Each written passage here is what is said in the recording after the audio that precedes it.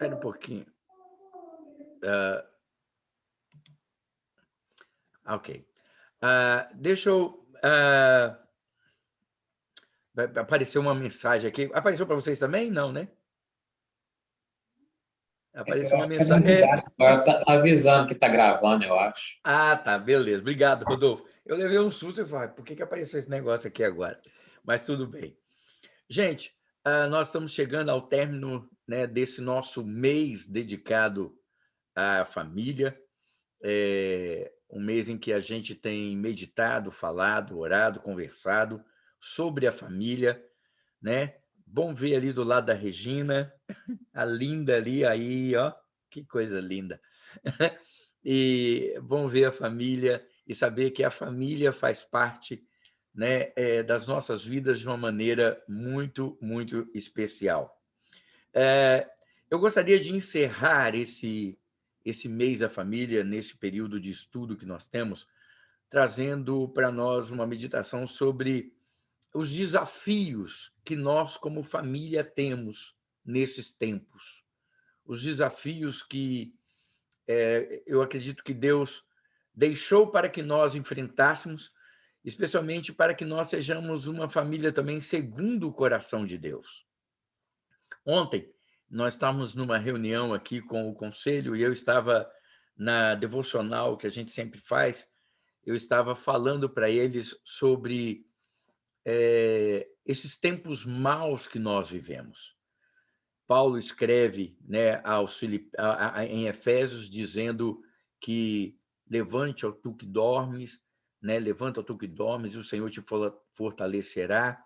E aí ele fala para a gente não viver como nécio, mas sim como sábios, porque os dias são maus. E depois Paulo escreve a Timóteo, na segunda carta, falando que nos últimos dias os tempos serão maus, onde os homens serão invejosos, orgulhosos, jactanciosos, né? Egoístas, avarentos, inimigos de Deus, antes amigos do prazer, mas, sobretudo, se escondendo atrás de uma capa religiosa. As pessoas se escondendo atrás de uma capa religiosa. E aí ele fala, foge disso. E aí eu trouxe como resultado disso, na meditação de ontem, falando desse tempo mau, e eu estou falando sobre isso porque é um pouco daquilo que nós vamos conversar hoje, como vencer isso? Como vencer isso? E Paulo dá a receita também, escrevendo aos Efésios, no capítulo 5, verso 18, ele fala, e não vos embriagueis com vinho, mas enchei-vos do Espírito. Enchei-vos do Espírito. E eu acredito, irmãos, que mais do que nunca é hora de nós nos voltarmos para o Senhor. Sabe, os dias realmente são maus, os tempos são cruéis, e a gente não deve imaginar que as coisas estão se estabilizando ou ficando mais tranquilas, muito pelo contrário. A batalha ela é cada vez mais dura, ela é cada vez mais forte, e ela é muito cruel naquilo que o mundo está tentando fazer, tanto conosco, e quando eu falo conosco, eu sempre digo que as nossas famílias são aquelas primeiras a serem atingidas, porque quando atinge as nossas famílias, quando nós temos pessoas queridas atingidas, isso nos atinge de uma maneira muito forte. Nada nos desestabiliza tanto como os problemas familiares, as lutas e os conflitos familiares. Isso arrasa, rouba de nós a alegria, não importa o sucesso financeiro, não importa o sucesso profissional, não importa a beleza física que tenhamos, isso nos atinge de uma maneira tão brutal que nos derruba e que realmente nos faz sofrer de uma maneira muito forte. Então, mais do que nunca, eu acredito que nós precisamos nos voltar para o Senhor, nos encher do Espírito Santo, no sentido de estarmos na presença dele, de buscarmos isso cada vez mais, de realmente buscarmos do Senhor a direção para as nossas vidas, para o nosso coração. E em se tratando de família, né, o Salmo 127:1, que eu tenho sempre citado aqui em nossas reuniões, em nossas conversas, Se o Senhor não for o construtor da casa, será inútil trabalhar na construção. Sabe, eu acredito que nós precisamos realmente permitir que isso aconteça. Nós precisamos nos despertar para a realidade do mundo. A realidade do mundo. Nós precisamos estar atentos e sabemos que aquilo que a palavra de Deus diz em Efésios, capítulo 6, a partir do verso 11, quando ele fala: a nossa luta não é contra carne nem sangue, mas sim contra principados e potestades, contra os dominadores deste mundo tenebroso, contra essas forças poderosas do mal. E aí Paulo fala que nós devemos nos revestir de toda a armadura para resistir nos dias maus. Ou seja, é necessário que nós estejamos vestidos, revestidos com essa armadura para não para a batalha, mas para estarmos resistindo aos ataques que constantemente vêm sobre nós. Constantemente vêm sobre nós.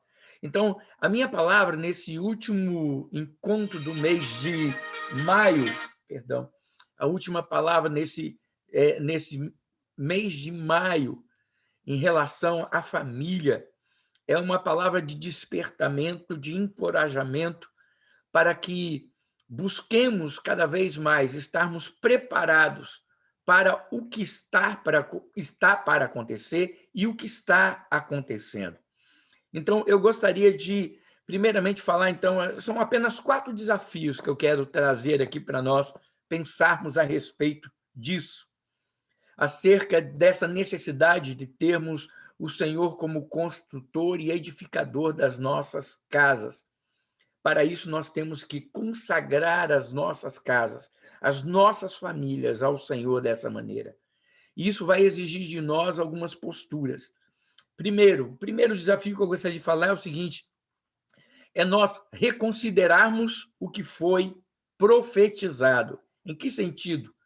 Nós estarmos olhando aquilo que foi profetizado, estarmos atentos a isso e trabalharmos para que aquilo que foi profetizado na palavra não sejamos nós incluídos nessa profecia. Entendam, o apóstolo Paulo, ele escreveu assim em 2 Timóteo, capítulo 3, versículos de 1 a 4. Sabe, porém, isso, que nos últimos dias sobrevirão tempos trabalhosos, porque haverá homens amantes de si mesmos, avarentos, presunçosos, soberbos, blasfemos, desobedientes a pais e mães, ingratos, profanos, sem afeto natural, irreconciliáveis, caluniadores, incontinentes, cruéis, sem amor para com os bons, traidores, obstinados, orgulhosos, mais amigos dos deleites do que amigos de Deus. Quando a gente lê essa relação aqui, a gente descreve muito de quem convive conosco hoje, não é? A sociedade que nós convivemos é assim. As pessoas com quem nós lidamos, é horrível nós pensar, mas quando nós pensamos nas nossas autoridades, quando nós pensamos naqueles que estão ao nosso redor, nós, às vezes, identificamos essas características nas vidas de muitas dessas pessoas.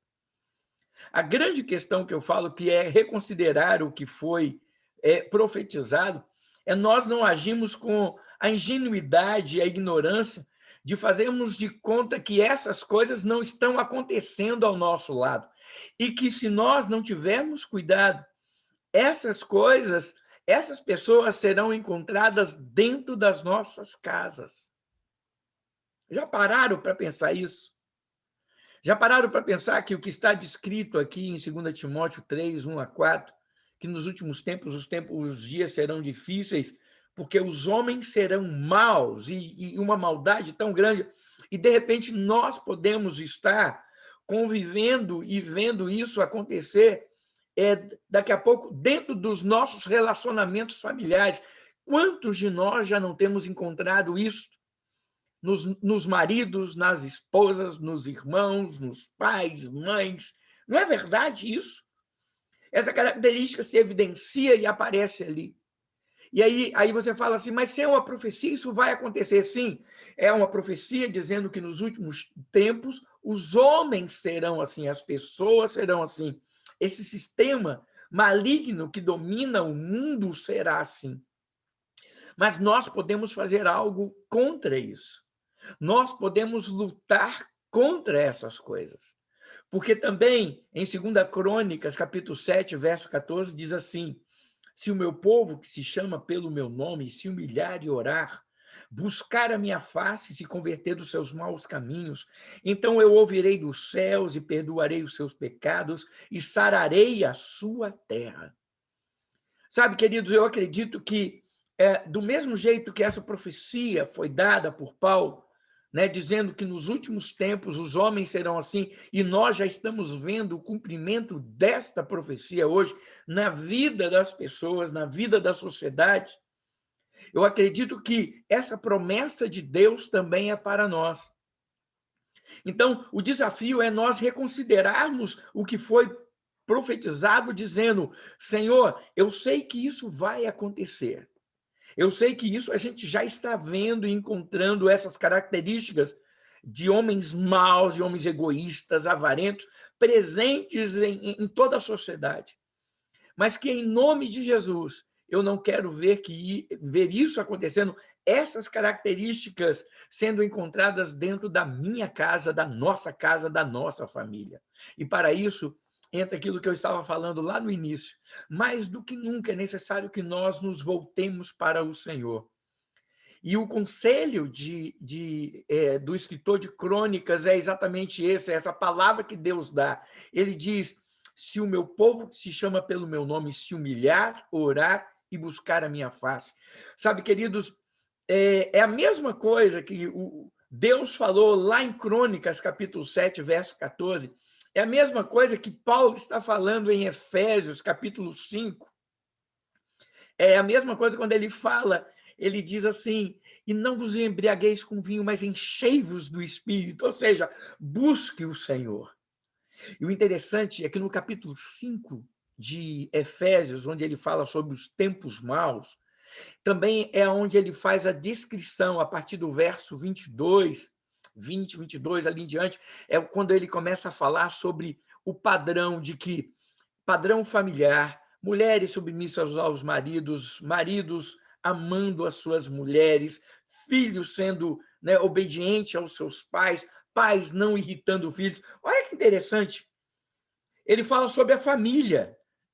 Logo depois dele falar sobre os tempos maus, ele coloca a questão familiar na ordem que deveria funcionar, como se dizendo: olha, os tempos vão ser maus e eles vão tentar acabar com essa instituição, com a família. E aí ele fala que, assim como Cristo amou a igreja, ele faz um paralelo sobre isso, nós devemos cuidar das nossas famílias. E ele faz aquele paralelo lindo sobre o casamento, falando do nosso relacionamento com Deus. Mas sabe, queridos, eu acredito que nós precisamos e podemos ver situações sendo mudadas dentro da realidade da nossa família, se nós clamarmos ao Senhor, se nós nos arrependermos. Isso quer dizer, se nós mudarmos a nossa mente. Metanoia, mudança de mente, mudança de paradigma, mudança de direção. Começa em mim, começa em você, começa em cada um de nós. Se nós mudarmos a forma de encararmos as coisas, nos arrependendo daquilo que temos feito de errado e consagrando, buscando ao Senhor, eu acredito que o Senhor é aquele que vai preservar a nossa casa, restaurar as nossas famílias em todo o tempo. Outro desafio é que a gente não pode se conformar com o modelo de vida oferecido hoje por este mundo. Nós não podemos nos conformar. Irmãos, pode parecer uma luta inglória, como se fala, né? Por mais que a gente fale, o mundo está aí tentando ditar novas normas, novos padrões familiares, novos padrões de relacionamento. Mas, queridos, eu sei que é duro, eu sei que é pesado, eu sei que a gente, às vezes, vai ser taxado de radical, de quadrado, de antiquado, de preconceituoso, de tantas outras coisas. Mas, queridos, nós não podemos abrir mão daquilo que a palavra de Deus nos dá como princípio, especialmente no que concerne ao ambiente familiar, àquilo que vivemos e experimentamos como família. Romanos 12:2 diz: não se amoldem ao padrão deste mundo, mas transformem-se pela renovação da sua mente, para que sejam capazes de experimentar e comprovar a boa, agradável e perfeita vontade de Deus. Em 2 Coríntios 4:4 diz: o Deus desta era cegou o entendimento dos descrentes, para que não vejam a luz do evangelho da glória de Cristo, que é a imagem de Deus. Sabe, queridos, transformar, conformar, não vos conformeis, conformar quer dizer tomar a forma, se amoldar. Se amoldar. E eu percebo que muitas famílias cristãs têm se amoldado ao padrão deste mundo. Muitas famílias cristãs têm se adaptado ao padrão deste mundo. E nós começamos a achar que isso é normal. Nós começamos a achar que tudo é assim mesmo, sabe? Essa normalidade das coisas tem nos atingido de uma maneira tão brutal e nos faz entender e nos faz esquecer os princípios de Deus para nós. E aí a gente se volta para Timóteo, quando Paulo escreve a Timóteo, em 1 Timóteo 3,14, a parte A, ele fala assim: tu, porém, permanece naquilo que aprendeste. Eu queria despertar, pela música que nós cantamos hoje, ouvimos, né, logo no início, o Salmo 78, o que ouvimos e aprendemos, o que nos contaram os nossos pais. Não encobriremos aos nossos filhos, contaremos às vindouras gerações os louvores do Senhor e as maravilhas que fez. Amados, o que você aprendeu, né? Tu, porém, permanece naquilo que aprendeste. Não vamos esquecer, irmãos, os princípios que aprendemos.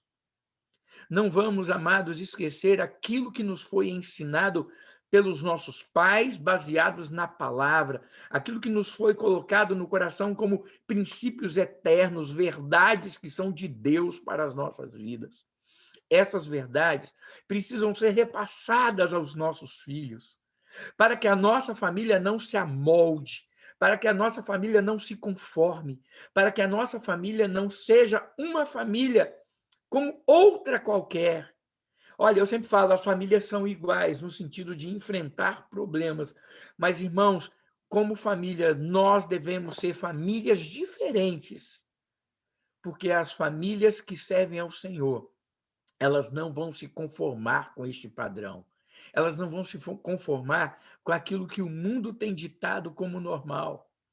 E olha, não pense que isso vai ser fácil, porque nas escolas, aonde nas informações que temos, no convívio social, no convívio com a nossa sociedade que está aceitando tudo isso com normalidade, nós vamos ser vistos como antiquados.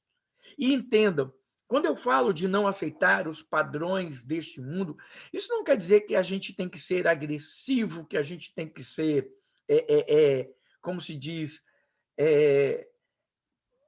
assim, pessoas que vão ser contrárias às outras pessoas. Não. A gente deve amar as pessoas, mesmo elas não sendo como nós entendemos pela Bíblia que deveriam ser, mesmo com elas não se comportando dentro do padrão bíblico que é dito que deveria ser o comum e o melhor para que as pessoas façam. Nós devemos amar essas pessoas, mas não deixar de dizer a verdade. O problema, irmãos, está, e eu sempre vejo isso, não é nós não concordarmos com as pessoas, é a forma como nós vamos dizer isso às pessoas. Eu acredito que com amor nós podemos sempre expressar a nossa opinião com respeito à posição e à liberdade de cada um, mas nós nos posicionarmos sempre ao lado da verdade. Quando eu falo de ser uma família diferente, não quer dizer que nós vamos ser aquela família que não se diverte, que não ri, que não se relaciona com os demais, que não participa dos ambientes diversos que existem porque nós somos famílias de crente. Não é nada disso. Se nós somos uma família e a nossa família é luz, a nossa família tem que brilhar onde tem trevas. Se a nossa família é uma família que é sal, a nossa família tem que estar onde as coisas estão apodrecendo. Nós temos que estar ali no meio, mostrando quem é Jesus, mas de uma maneira amorosa, carinhosa, de uma forma atrativa, porque, amados, é assim que Jesus nos atrai. Jesus não nos atrai com palavras de rancor e de ódio, ele nos atrai com palavras de carinho e amor. A Bíblia diz em Oséias, com laços de benignidade eu te atraí. Sabe, amados, nós precisamos ser esse tipo de família que vamos atrair os outros, não porque somos simplesmente contrários àquilo que eles pensam e fazem. Nós vamos atrair porque nós vivemos um modelo que é o padrão de Deus para a família, porque nós não vamos nos conformar com este padrão. O terceiro desafio que eu quero falar é o de manter um altar dentro das nossas casas, de manter um altar levantado, um altar vivo, um altar onde Deus possa ser cultuado, onde Deus possa manifestar a sua vontade. Em toda a história do povo de Israel, o altar ele tinha essa função. No altar era o lugar onde Deus se manifestava para o povo, para o sacerdote, para as pessoas. Então, que em nossas casas haja um altar. E qual é o altar que tem que estar dentro das nossas casas? São os nossos corações. São os nossos corações quedados, voltados para o Senhor. São os nossos corações dedicados e entregues ao Senhor, de forma tal que Ele possa, então, se manifestar. Se manifestar aonde? Em nossos corações, falando conosco, alcançando as nossas vidas, para que nós possamos, então, ouvir a sua voz, atender a sua direção e cultuá-lo, honrá-lo, bendizê-lo, como ele merece ser bendito por nós que o servimos. Olha só, em Juízes 6, 25, 26, diz assim: E aconteceu naquela mesma noite que o Senhor lhe disse: Toma o boi que pertence a teu pai, a saber, o segundo boi de 7 anos, e derruba o altar de Baal que é de teu pai, e corta o bosque que está ao pé dele, e edifica ao Senhor teu Deus um altar no cume deste lugar forte, num lugar conveniente, e toma o segundo boi e o oferecerás em holocausto com a lenha que cortares do bosque. Aqui fala da história de Gideão. Olha, Gideão foi chamado para ser o juiz, o libertador de Israel. E nós sabemos a história. Ele, com 300, venceu 160 mil. Né? Com 300 guerreiros, Deus deu a vitória a ele sobre mais de 160 mil soldados. O interessante é que o pai de Gideão, olha aqui, o pai de Gideão tinha levantado um altar para Baal. O pai dele levantou na sua casa um altar a um Deus estranho. E aí Deus vem e fala assim: derruba esse altar. Derruba esse altar e levanta um altar ao Senhor. Derruba esse altar e constrói um altar para o Senhor. Porque só assim o povo será liberto. Sabe, queridos, eu quero dizer que nós precisamos fazer a mesma coisa. Nós precisamos derrubar o altar que não pertence ao Senhor no meio da nossa casa. Nós precisamos colocar e trazer... Essa frase vocês vão ouvir de mim direto, sempre que nós falarmos de família. Nós precisamos trazer Deus para dentro das nossas casas. Nós precisamos trazer Deus para dentro das nossas casas. A Bíblia fala, lá em Apocalipse, a Bíblia diz, né, que Jesus fala assim: eis que estou à porta e bato. Se alguém ouvir a minha voz e abrir a porta, eu entrarei e cearei com ele. O interessante é que a gente sempre usa esse contexto para falar sobre, está lá em Apocalipse capítulo 3, né, falando da igreja de Laodiceia. E nós sempre usamos esse contexto para falar de Deus batendo na porta daqueles que não conhecem a Ele como Salvador. Só que nós nos esquecemos que, no contexto daquela carta, Deus está falando para uma igreja. Deus está falando para uma igreja. Jesus está falando para a igreja. Ó, eis que eu estou na porta e bato. Ou seja, a igreja colocou Jesus para fora dela. Jesus estava fora da igreja, Jesus batendo para entrar na própria igreja. Eis que a igreja que é dele, que deveria ser para a honra e glória dele, está. Eis que estou à porta e bato. Se alguém ouvir e abrir a porta, eu entro. Porque quando ele fala de igreja, nós devemos entender isso. A igreja não é um templo. A igreja somos cada um de nós. É por isso que ele fala, se alguém abrir a porta.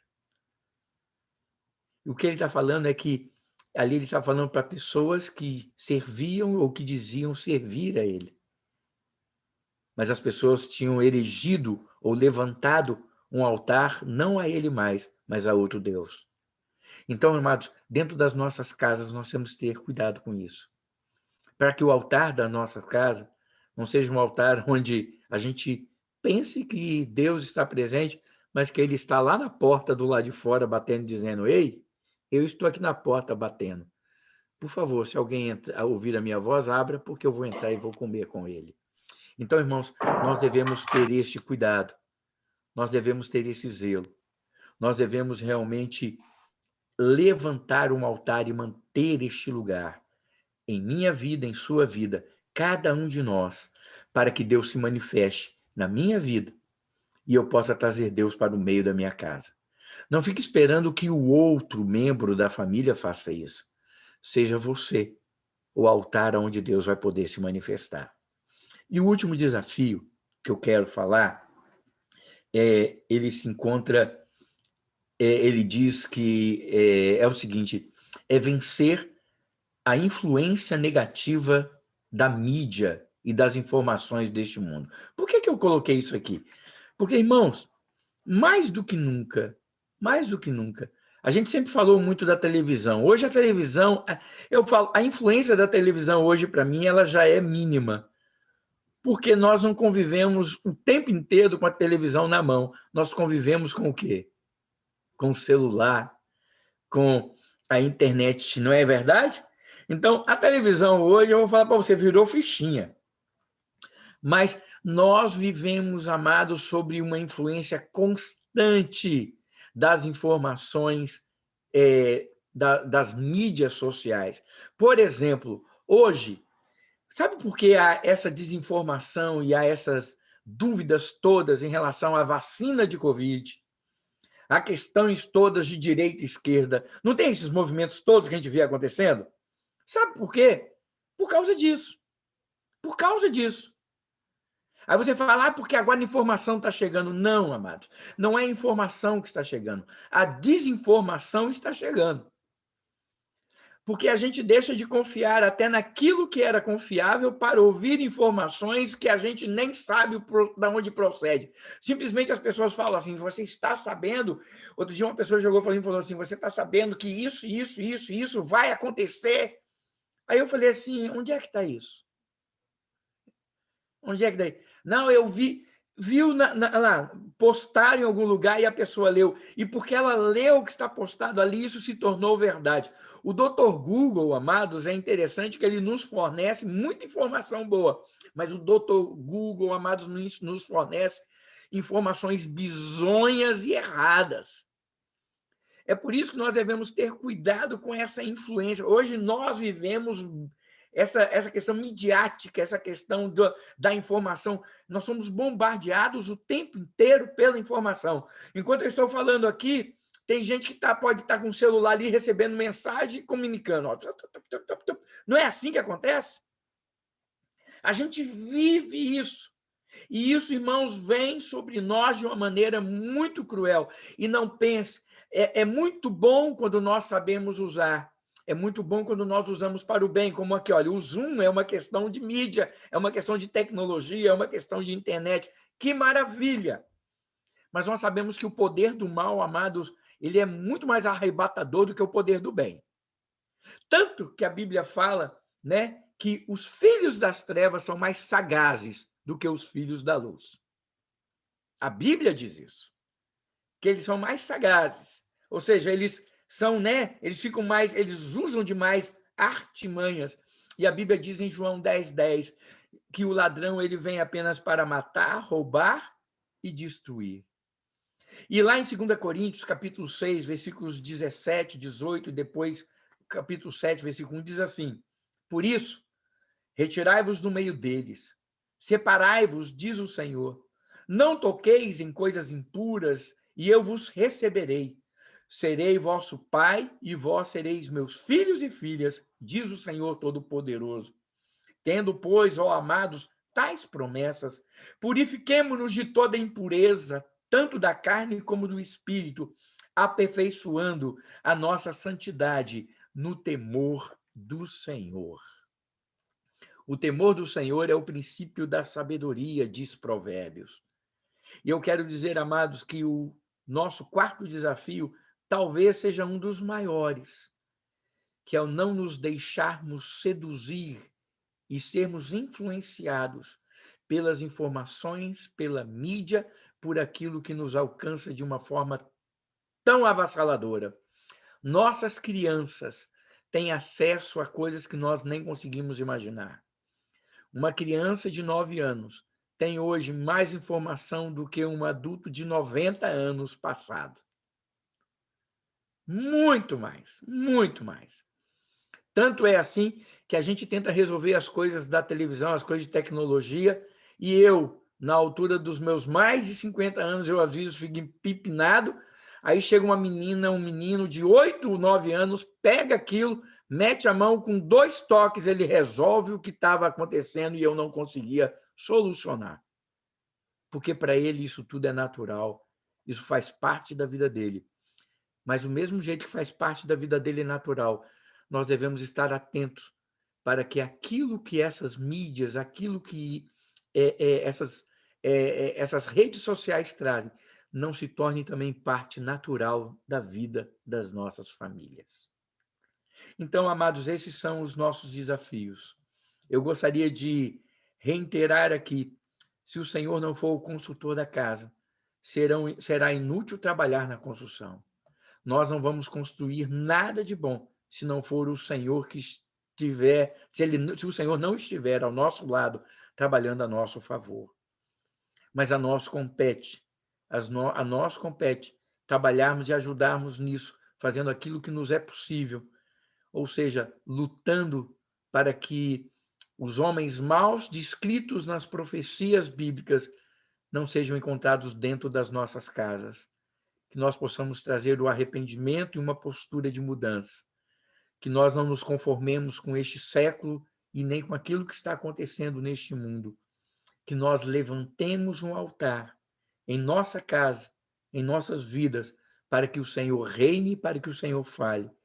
E que nós não nos deixemos influenciar por aquilo que este mundo está colocando presente e de forma real dentro das nossas vidas.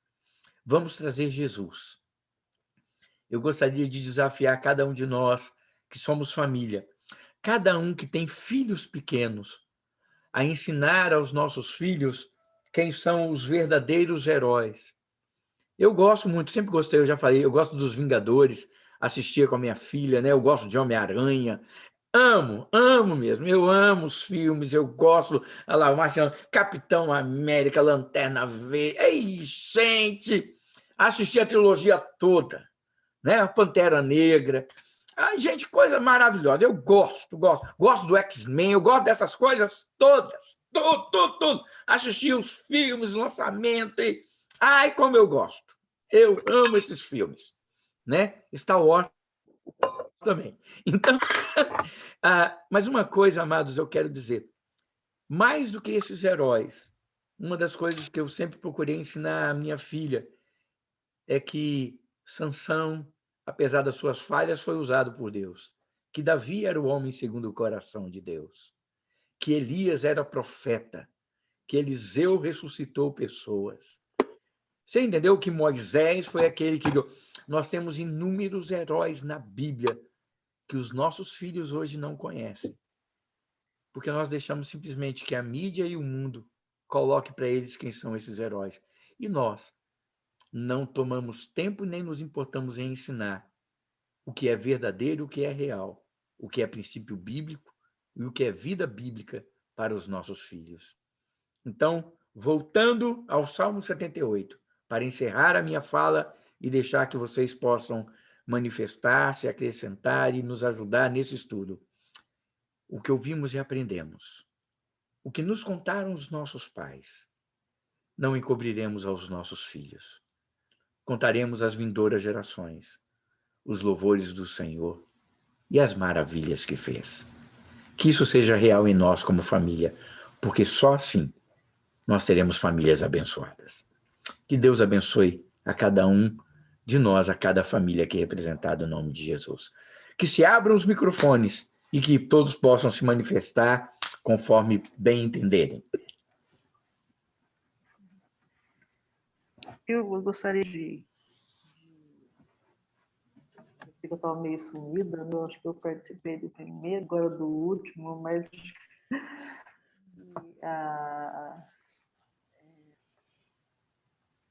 hoje, né, eu acho que é o resumo de que você deve ter dito todos os outros dias, mas não menos um resumo, não que, né, é um resumo, mas extremamente importante.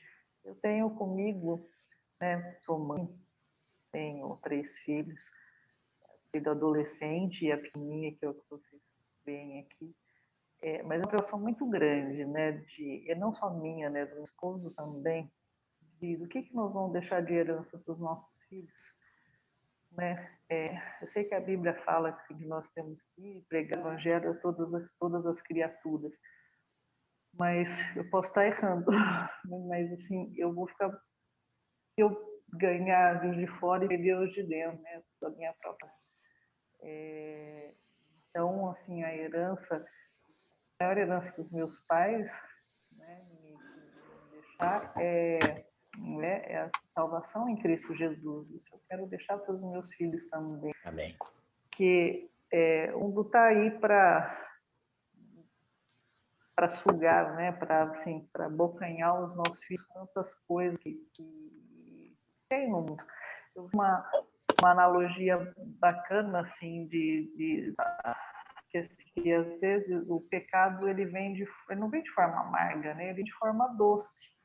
E até, né, o Sansão, ele não foi, ele tinha um voto dele, ele podia ficar em coisa morta, ele não podia pôr o cabelo, enfim, mas o momento que ele ficou, enfim, foi assim, que ele rompeu o que Deus havia designado para ele, ele matou o animal e dentro das entranhas do animal tinha mel. E aí ele falou assim, acho que não vai ter mal nenhum, né, ali eu tocar no coisa, mas é mel que está saindo ali de dentro dele, e ali ele fez a vida dele de forma diferente, né?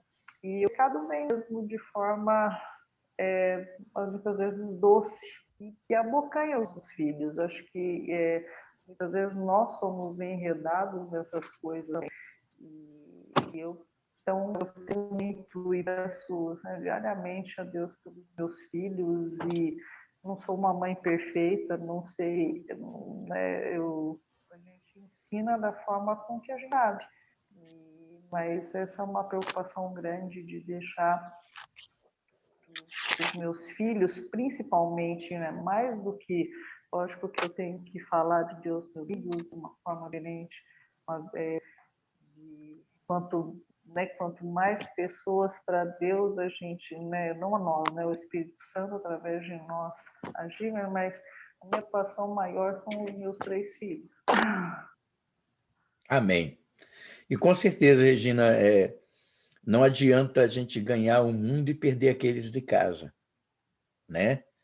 Então, a gente tem que se concentrar nisso, sim. Começa em casa. Começa em casa. Até o ide de Jesus foi assim. Ide por todo mundo e pregai o evangelho. Mas aí ele fala, recebereis poder ao descer sobre vós e sereis minhas testemunhas, tanto em Jerusalém como a Judéia. Depois Samaria e até os confins da terra. Primeiro em casa. Primeiro Jerusalém, onde eles estavam, onde eles viviam, a casa deles. Depois a Judéia, um pouquinho adiante. Depois aí vai estendendo até chegar os confins da terra. Então não adianta a gente gritar para as pessoas longe, se as pessoas perto de nós não estão vendo aquilo que devem ser visto. Então é em casa que começa. E daí vai adiante. Mais alguém quer falar alguma coisa? Pastor, Marciano. Ah, Isabel e Marciano. Marciano, depois Isabel, então. Vai, Marciano.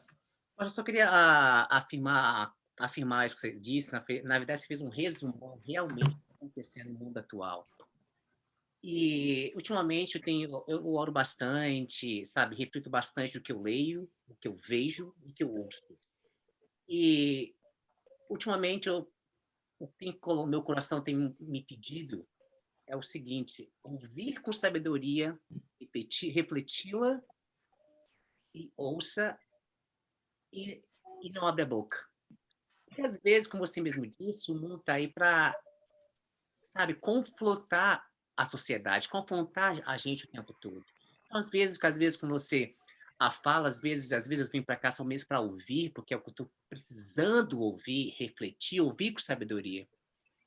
E outra coisa que a Regina falou, que é uma coisa fantástica, que às vezes, por exemplo, eu sou pai também de dois filhos, é o medo de errar. Será que eu estou dando essa educação correta para o meu filho? Sabe, essa preocupação, o que nós vamos herdar para os nossos filhos? Qual é a educação que damos para eles? Porque o mundo está aí, está nos confrontando, eles estão vendo essa tecnologia, como você citou, sabe, se bombardeando. Meus filhos adoram jogar videogame, ou às vezes YouTube, eu tenho que estar vigiando o tempo todo. Às vezes tem uma arma na mão, tira, troca, vamos, sabe, esse controle. Aí eu falo, como a Regina mesmo falou, sabe, demais, sabe, estou controlando demais, até que ponto eu estou, sabe? Na verdade, é um meio, sabe, de estar orando mesmo, falar assim, me dá sabedoria para dar educação para os meus filhos. Como é que nós entramos com a palavra de Deus, entramos aí, fazemos que eles reflitam na palavra de Deus também. Às vezes, com essa mídia, com esse mundo que estamos aí, é conflitante demais, mas conseguir. A família a gente tem que cuidar da nossa família. O mundo lá fora vai confrontar, mas que nós temos que cuidar a nossa família dentro de casa. Eu só quero pegar isso que o Marciano está falando e dar um conselho que para mim é fundamental. Irmãos, para vencermos este mundo e termos a melhor direção, nós temos a arma poderosa nas nossas mãos, nós temos a Bíblia. A Bíblia. O meu povo peca por falta de conhecimento, diz o profeta Oséias. Nós podemos e temos o melhor manual de como vivermos uma vida familiar. Não importa a época, não importa a sociedade, a Bíblia é a verdade e ela é atual. Irmãos, por isso que eu sempre falo, olha, vocês vão ver que eu vou ser redundante, eu vou ser repetitivo. Nós precisamos ler a Bíblia.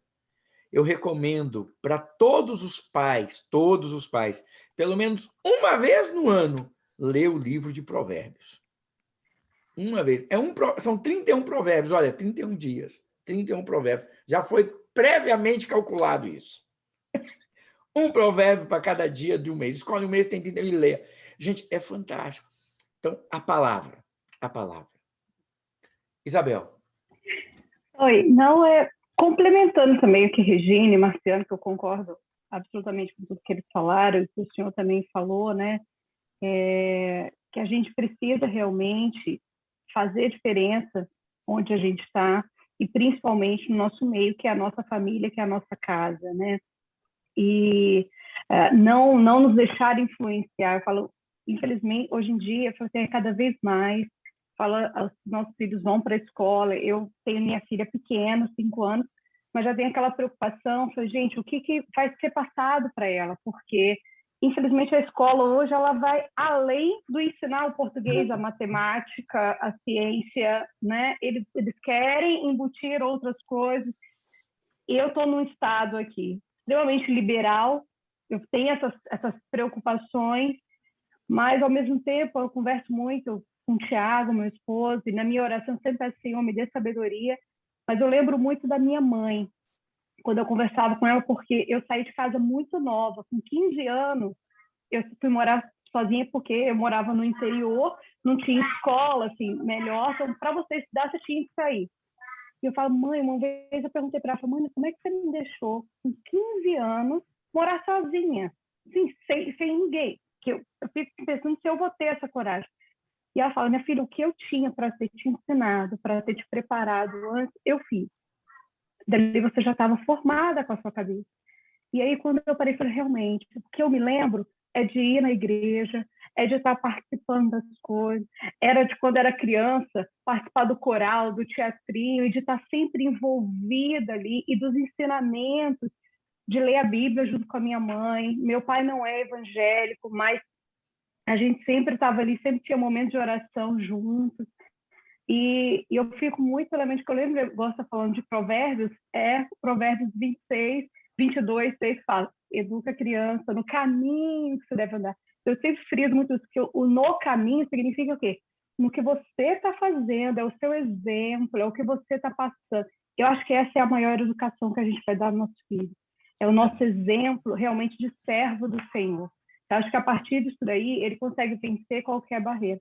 É a educação, é importante da educação, mas acho que a principal educação é a educação religiosa, realmente, que você vai passar e mostrar para ele realmente quem é Deus. E é igual que você falou, é trazer Deus para dentro de casa. Isso só vai acontecer se eu tiver realmente tendo um altar dentro do meu lar, e meus filhos vendo, que muitas vezes tem mãe que tem, mas é escondido dentro do quarto, né? Só a mãe ou só o pai sabe, os filhos não têm noção do altar.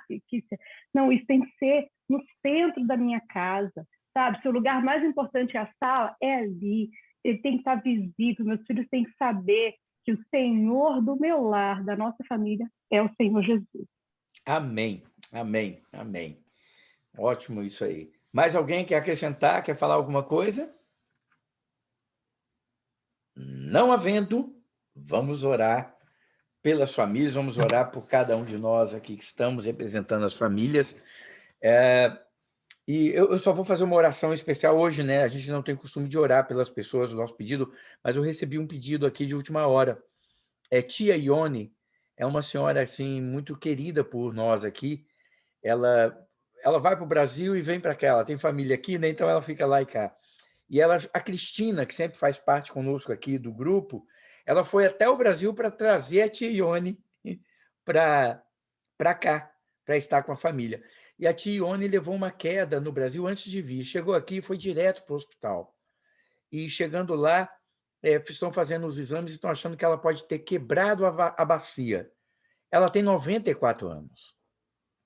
Então, ela viajou do Brasil aqui, imagina então a dor que ela não sentiu durante todo esse percurso. Então, ela está no hospital e agora estão fazendo exames, não sabendo se ela vai ter que fazer uma cirurgia ou não.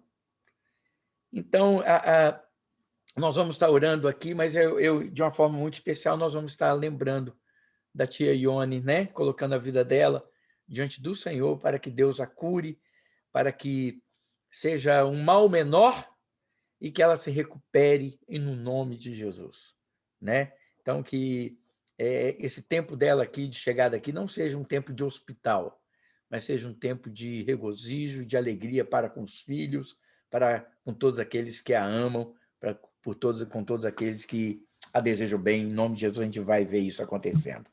Amém? Então, vamos orar em nome de Jesus. Pai Celestial, eu quero louvar ao Senhor, ó Deus, e agradecer ao Senhor pela tua misericórdia, pela tua graça sobre as nossas casas, sobre as nossas famílias.